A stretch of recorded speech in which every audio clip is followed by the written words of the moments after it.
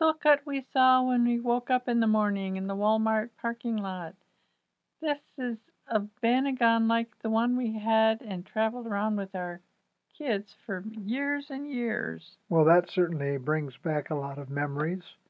Memories that I can't say are real fond, since every time we went on a vacation, we used to break down. You will remember that. Yeah, the kids thought it was just part of the trip. Yeah, they considered it a fun deal. Well, it wasn't always a fun deal, but these folks look like they're waiting for repair parts. They were. I talked to them. They've been living in the van for 3 years, though, and enjoying it very much. So That's more great. power to them. Right. We drove for 25 miles along beautiful Flathead Lake, but we didn't stop for all the recreational opportunities they had.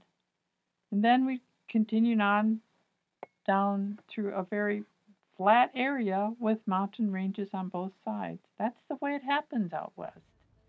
You're driving in the flat and there's the mountains. I didn't expect that. We even had mountain ranges on both sides. Oh, yes, Flat. Flat Eric thinks we were talking about him.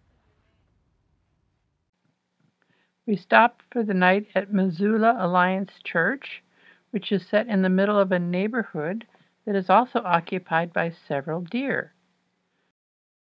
We had a beautiful view out over the mountains that night, and in the morning we met the Sommer family, who are members of that church.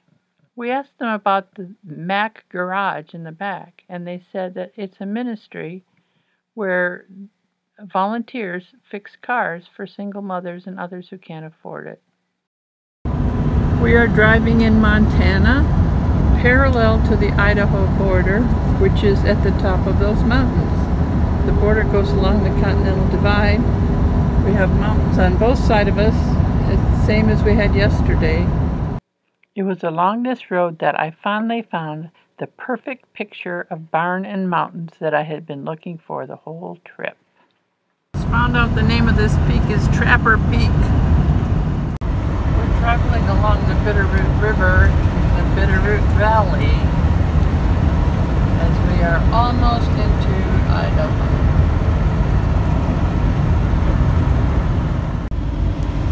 We are heading through the Chief Joseph Pass. 6,200 feet. 6,200 feet. Almost into Idaho. Obviously, we left the river behind quite a while ago. Lewis and Clark. 50. We followed Lewis and Clark a lot on this trip.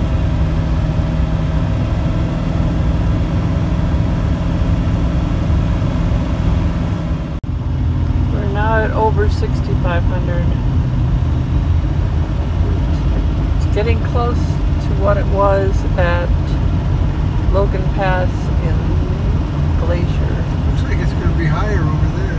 Yeah, we may get even higher. It's definitely going to be up 7,000 feet. Think so? Okay, we'll see.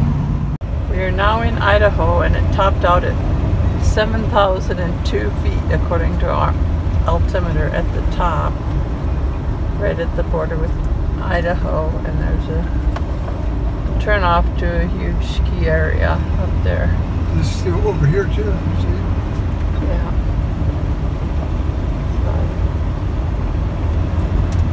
Once again, gorgeous scenery. We're following the Salmon River Valley now. This is the town of Salmon, or Salmon, I'm not sure how they pronounce it, with those amazing mountains in the background. We're stopping here for lunch and to take our walk.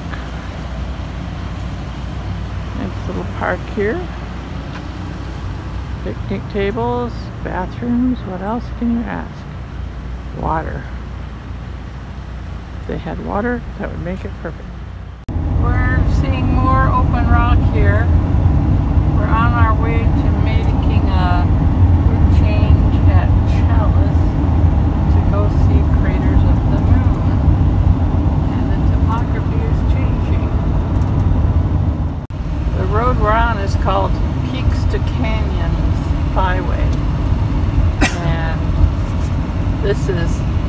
Grandview Canyon. We just came off of the plane again, and here we are in a canyon. I think Billy and his gang are up there waiting for us. We're going to have to get them down. I see an Indian scout up there.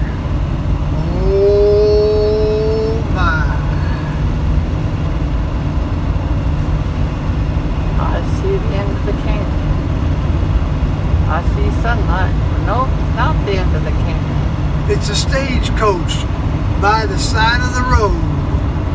I tell you, Ma. I do believe. Been wrecked. Ma. Been wrecked. We're going to be wrecked if you don't slow down to 45, like it says. I found that those signs, generally you can take 10 over, even in the bay. Yeah, see, here we are through the canyon. Now make the camera go. Back on the plane again. There's Herd of buffalo. the cattle.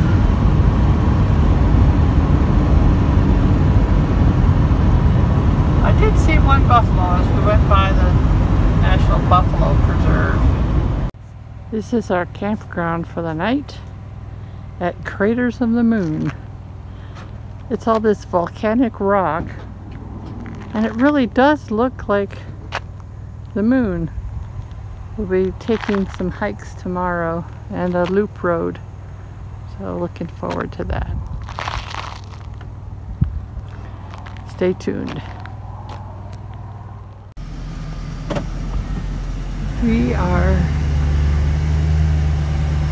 driving past these weird formations on the Loop Drive in Craters of the Moon National Park. It's like something out of a science fiction movie. Look at this one. Incredible. I guess it was a fault line that just exploded stuff out. And this is just all little bits of lava that were exploded out of the fault. Oh, some of the areas are closed. That's too bad. But there's plenty of short hikes that we can take today. There's another one over there. And then in front of us we have this weird formation too. Now let's go see what North Crater looks like if that one's open. Park here. Another video of the landscape. 100 years ago, a visiting minister said, "This is an orchard fit for the devil himself."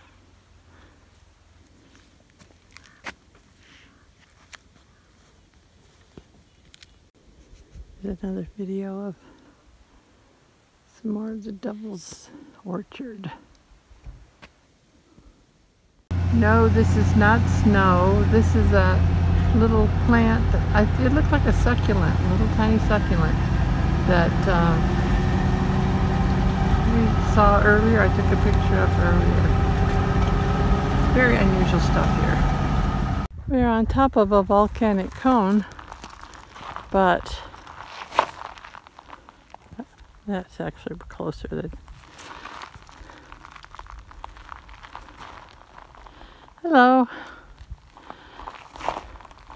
You don't see a cone. It said that the origination may have been far away and the ashes blew over here.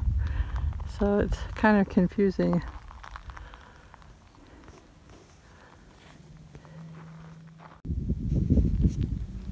In the distance you can see some smaller cones that we will be visiting in a minute. You can also see the parking lot where our van is.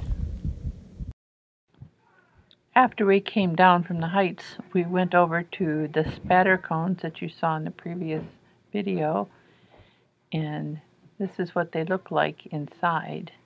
They have been greatly degraded since the 60s, but they're trying to protect them more now.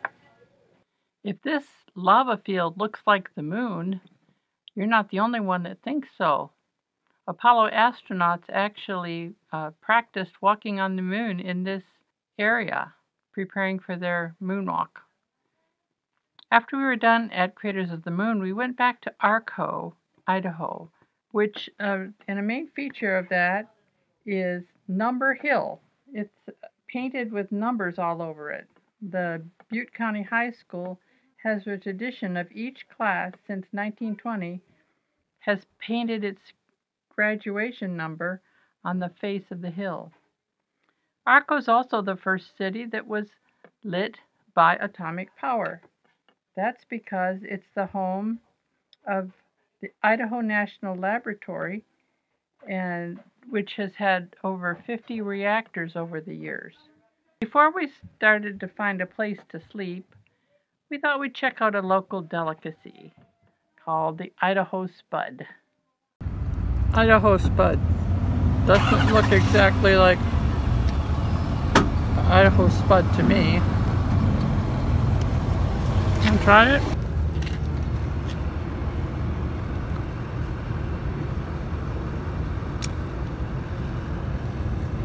Not a potato. What do you think?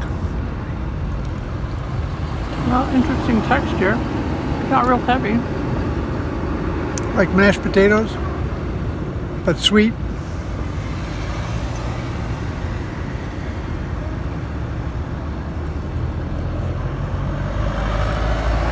Kind of like a marshmallow center. But not. Yeah.